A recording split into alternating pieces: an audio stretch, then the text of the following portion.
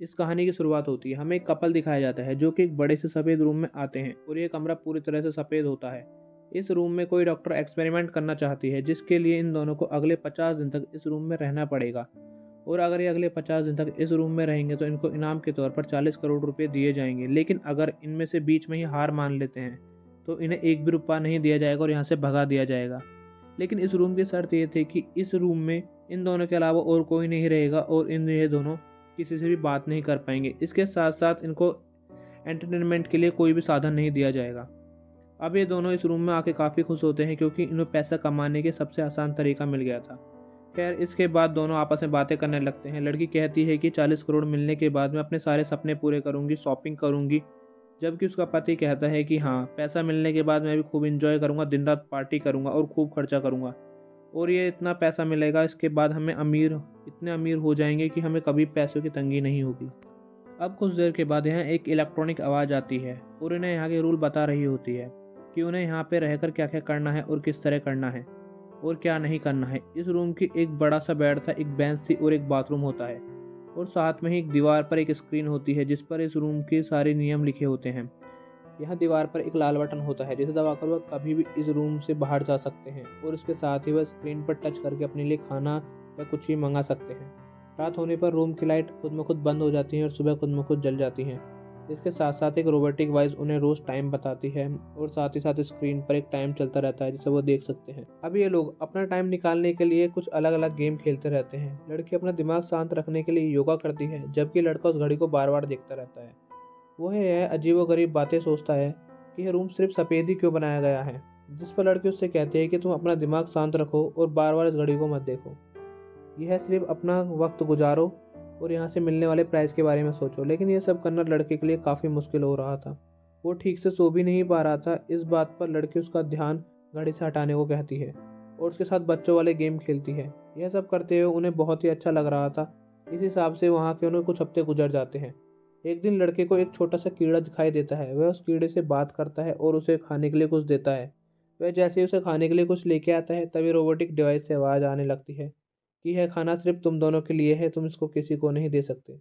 जिस पर लड़का उस कीड़े को लेकर काफ़ी परेशान हो रहा था तो उससे कहता है कि मैं इसे खाने के लिए कुछ नहीं दूंगा, लेकिन तुम मेरी एक बात मान लो, मैं ये लाल बटन दबा रहा हूँ और तुम यह इस कीड़े को बाहर जाने दो वरना ये यहाँ पे मर जाएगा।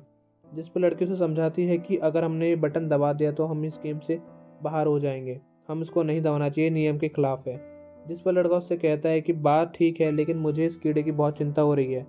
जिस पर लड़की उसे समझाती है कि तुमने ये बटन दबाया तो हम गेम से बाहर हो जाएंगे। इसके बाद लड़का कीड़े को ज़मीन पर रख देता है और लड़की को समझाने के लिए आगे बढ़ता है, लेकिन लड़की उसकी कुछ नहीं सुनती और गुस्से से वहाँ से जाने लगती है और तभी उसका पैर उस कीड़े में पड़ जाता है जिससे वह वहीं मर जाता है और लड़का यह सब देखकर बहुत ज़्यादा दुखी हो जाता है। लड़की उससे कहती है कि देखो, मैंने जानबूझ के नहीं किया है, इसमें मेरी कोई गलती नहीं है। पर लड़का उससे नाराज़ होकर एक दूर चला जाता है और कोने में जाकर बैठ जाता है। वह अपना पूरा दिन उसी कोने में निकाल देता है। अब रूल के अनुसार ये दोनों सिर्फ 2 बार ही कोई चीज़ खरीद सकते थे जो कि बाहर से आएगी, जिसका अमाउंट इनके प्राइस के पैसे से काटा जाएगा। यहाँ पर लड़का कुछ मंगाने के लिए बोलता है जिस पर लड़की मना कर देती है और बोलती है कि हमें इसके लिए बहुत सारा पैसा देना पड़ेगा, जो कि था $1 लाख। लेकिन लड़का यहाँ पे उसकी एक बात नहीं मानता और अपनी पहली चीज़ को लेने के लिए चला जाता है। वो जैसे ही वह स्क्रीन पर टच करता है अपनी चीज़ को लेने के लिए, उसे एक हरे रंग का चौक मिलता है जिस पर लड़का काफ़ी गुस्सा होता है। पर वह फिर सोचता है कि चलो इससे कुछ दीवारों पर कलाकारी ही कर लेते हैं, जिससे अपना टाइम कट जाएगा। जबकि लड़की उसकी दीवारों पर कलाकारी देखती है और उससे कहती है कि चलो मेरी भी एक तस्वीर बना दो। लेकिन कुछ देर बाद वह इतनी बोर हो जाती है कि वहाँ से उठकर चली जाती है। लड़का अभी भी दीवारों पर अपनी कलाकारी कंटिन्यू रखता है। अगले दिन लड़की को वॉशरूम में एक गन मिलती है जिसे देखकर दोनों काफ़ी परेशान हो जाते हैं। यह गन कहाँ से आई? इसके बाद वह दोनों उस गन को लेकर बेड के नीचे छिपा देते हैं क्योंकि रूल के हिसाब से वॉशरूम में कपड़े के अलावा और कुछ नहीं होना चाहिए था। अब कुछ दिन के बाद इन दोनों को एक गिफ्ट दिया जाता है जिनमें इनके फैमिली की वीडियो रिकॉर्डिंग दिखाई जाती है। लड़के को उसकी बहन का मैसेज मिलता है। लड़का अपनी बहन को देखकर काफ़ी खुश हो जाता है जिसमें उसने बोला हुआ था कि यहाँ पे फैमिली में सब ठीक है, तुम भी अपना ध्यान रखना। इसके बाद लड़की की बारी आती है। उसे उसके पिता का वीडियो मैसेज मिलता है जिसे देखकर वह काफ़ी परेशान हो जाती है और उस वीडियो को रुकवाने चाहती है, जिसके लिए बहुत सारी कोशिश करती है पर उसकी सारी कोशिशें बेकार हो जाती हैं। इसके बाद वह वॉशरूम में जाकर रोने लगती है। लड़का उसे संभालता है और दोनों साथ में सो जाते हैं। अगले सुबह हम देखते हैं कि लड़की अपने बिस्तर से उठी ही नहीं है, वह सो रही है क्योंकि रात को उसने काफ़ी टेंशन ले ली थी। जबकि लड़का उसे वजह पूछता है तो लड़की बताती है कि वह काफ़ी परेशान है। अब अगले दिन लड़का उससे कहता है क्यों ना हम अपनी आखिरी बची हुई चीज़ को ही मंगा लें, जिससे हमारा टाइम अच्छे से कट सकता है। जिस पर लड़की उसको मना कर देती है। तो यह सुनकर लड़का काफ़ी उदास हो जाता है और वह जाकर फर्श पर लेट जाता है। लड़की उसे ऐसा देखकर उसके पास आकर बोलती है, ठीक है, तुम अपनी दूसरी चीज़ को मंगा सकते हो। इसके बाद लड़का तुरंत अपनी आखिरी चीज़ को मंगाने के लिए जैसे ही स्क्रीन पर टच करता है तभी रूम का दरवाज़ा खुलता है और वहाँ पे एक लड़की आती है जो कि बिना कपड़ों के होती है। लड़का उसे देखकर काफ़ी हैरान हो जाता है, जिस पर वह नई लड़की कहती है कि मैं भी नहीं जानती कि मैं यहाँ पर क्यों भेजी गई हूँ, पर मुझे यहाँ आने के लिए पैसे मिले हैं। मुझे आप दोनों के साथ 24 घंटे रहना है और उसके बाद मैं चली जाऊँगी। लड़की उससे कहती है, जिस पर उसकी पत्नी उससे कहती है कि तुम अपनी टी शर्ट उतार कर इस लड़की को दे दो, या ऐसे तो बहुत बुरी लग रही है। जिसके बाद लड़का अपनी टी शर्ट को उतारता है और उसको दे देता है। वो नई लड़की फिर से बिना कपड़ों के इधर उधर घूमती रहती है, जिस पर उसकी पत्नी उसे बहुत ज़्यादा गुस्सा होती है, लेकिन वह उससे कुछ कह नहीं सकती।